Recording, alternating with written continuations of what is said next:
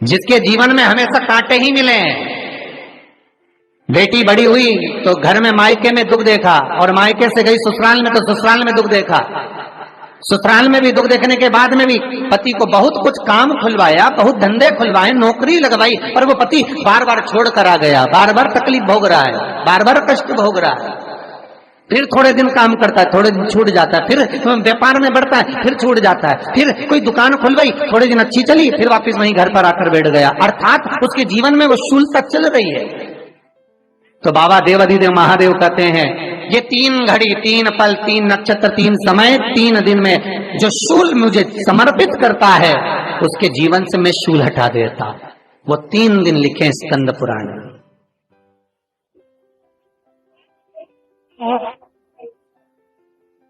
महाराज, बैसाख महीने में जो प्रदोष आती है, बैसाख के महीने में बहुत ध्यान से सुनना भाई, जो अपनी जिंदगी से बहुत तंग आ गए हो, परेशान हो गए हो, कष्टमय जीवन जी रहे हो, बहुत दुखी हो गए हो, उनके लिए ये स्कंद पुराण का चरित्र फिर मिले ना मिले, आप प्रेम से सुन लो भाव। पहला, बैसाख महीने की प्रदोष, चाहे वो शनिचरी प्रदोष हो, चाहे रविवार की हो, सोमवार की हो, मंगल की हो, बुधवार की हो, गुरुवार की हो, शुक्रवार की हो, शनिवार की हो, कोई भी वार की हो, पर बैसाख महीने की प्रदोष, प्रदोष काल में शाम का समय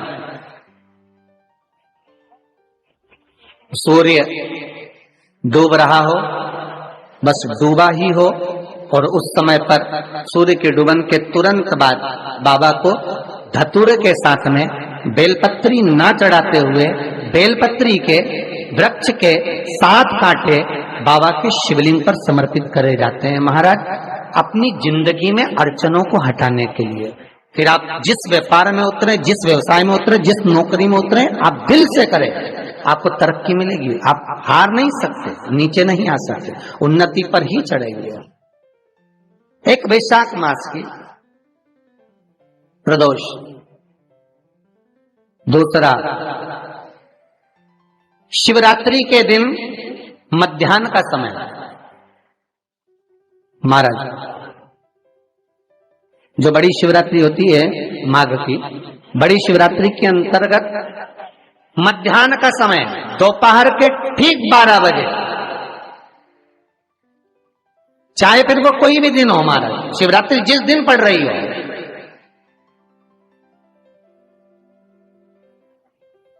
उस दिन भी धतूरे के साथ बाबा को 7 कांटे बेलपत्री के वृक्ष के समर्पित होते हैं। महाराज, इसमें आप ये वाले जो कांटे हैं, जो शिवरात्रि के दोपहर 12 बजे वाले हैं, अगर कोई मदिरा पीने वाला हो, व्यसन में डूबने वाला हो, कोई जुआ खेलने वाला हो, कोई गलत वैश्यावृत्ति करने वाला, या अपने मार्ग से विचलित कोई व्यक्ति है, उसके लिए भी ये कांटे बहुत काम आते हैं। महाराज, दूसरा, पार्वती, तेरे द्वारा तेरे नयन अश्रु से जो प्रगटा हुआ बेल का वृक्ष है, द्वितीय शूल मैं वहां धारण करता, तृतीय शूल, तीसरा शूल जो वर्णन करा गया। महाराज, भगवान श्रावण के महीने में जो भी दूसरा सोमवार पड़े, जो भी पड़े, श्रावण के महीने का जो दूसरा सोमवार होता है, उस दूसरे सोमवार में रात्रि के समय पर, अर्थात शास्त्र अब घड़ी और पल का स्मरण करेंगे तो रात्रि के बजेंगे 10 से 12 बजे, मारे 10 से 12 के बीच में धतूरे के साथ बाबा को शूल समर्पित होता है। महाराज, ये भी हमारी बाधाओं को, हमारी तकलीफों को, व्यापार व्यवसाय के लिए, नौकरी सर्विस के लिए, बहुत सारे एग्जाम में आप बैठ लिए, गवर्नमेंट एग्जाम के लिए बैठ लिए, नहीं हो रहा, ये 3 बार मेरे शंकर को बेलपत्री के वृक्ष के शूल समर्पित होते हैं, उसका आनंद पाना और उससे अपने को सुख प्राप्त करना।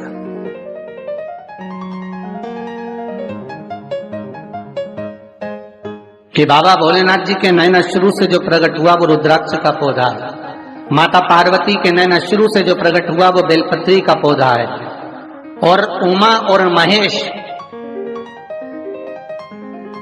जिस महेश के वंशज है महेश्वरी, जिनकी 12 धाम प्रगटी है भगवान महेश के द्वारा,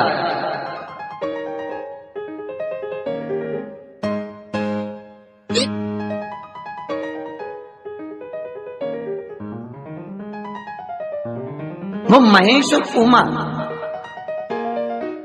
उमा और महेश का जो चरित्र है कि उमा और महेश का जब प्रागट्य हुआ, उमा और महेश जब दोनों आनंद में विभोर होकर जब चलते हैं और दोनों के बैठने से तप मुद्रा से जो पौधा उत्पन्न होता है वो शमी का पौधा है।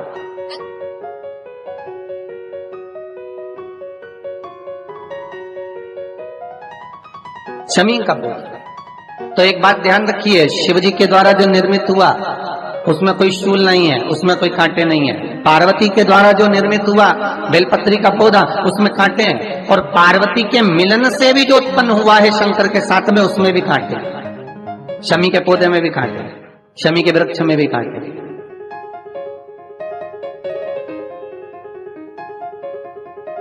तो पार्वती जी स्कंद पुराण में प्रश्न कर रही हैं भोलेनाथ जी से कि प्रभु मुझे ये बताओ कि आपके द्वारा जो निर्मित हुआ उसमें शूलता नहीं है,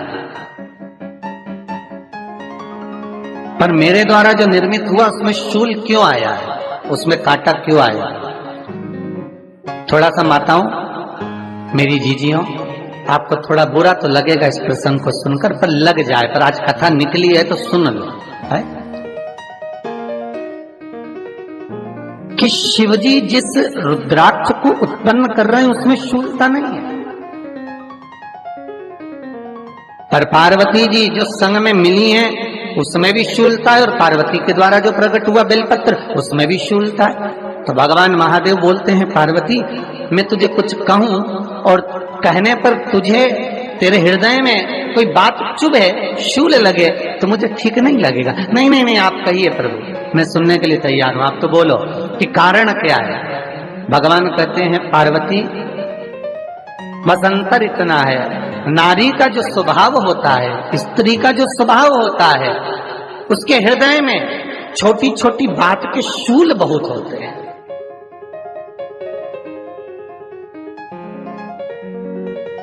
जेठानी ने ये कह दिया, देवरानी ने ये कह दिया, तुम्हारी मम्मी ये बोल दी, तुम्हारे पापा ने ये कह दिया, तुम्हारी बहनों ने ये कह दिया, तुम्हारे भाई ने ये कह दिया, तुम्हारे रिश्तेदार ने ये बोल दिया। ये नारी के भीतर ये शूलता रहती है।